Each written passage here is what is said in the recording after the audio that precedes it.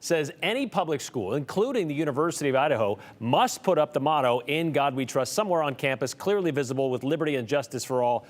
Wait a second, that's something else. But it also lays out how this poster or framed copy should be presented should a school put it up. You can't just get the second grade class to lay out some butcher paper in the hall and start painting the motto in some clumpy colors. It's got to have a U.S. flag or an Idaho flag or both attached to it.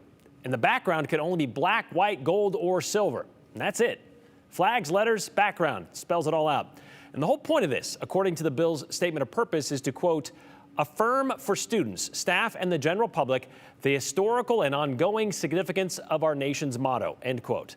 So I guess this would be a good time to talk about the history and significance of In God We Trust.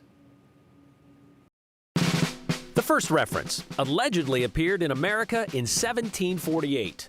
In describing the Pennsylvania militia in the Pennsylvania Gazette, Benjamin Franklin wrote, "Motto, in God we trust."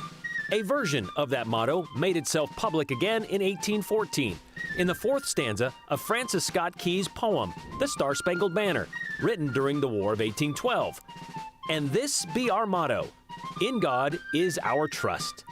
A few years later, while America was divided in the Civil War, which many believed was brought on by America losing religion, an appeal by a Pennsylvania preacher to put the Union under the protection of the all-powerful was approved by the Treasury. And "In God We Trust" was minted on all coins. Then it wasn't. Then it was. Then it wasn't. Until 1908, when Congress ordered the motto on every piece of metal money going forward. Jump ahead to the 1950s.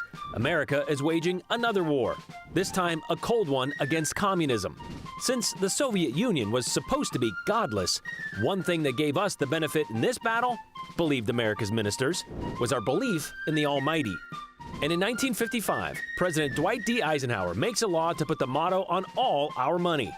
A year later, on July 30th, 1956, 2 years after adding "Under God" to the Pledge of Allegiance, Ike inked a bill that made "In God We Trust" the first official motto of the United States of America.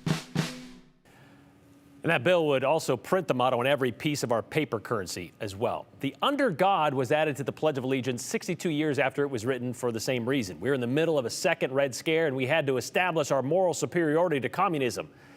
You know, some might point to this motto, "In God We Trust," as evidence we were built as a Christian nation.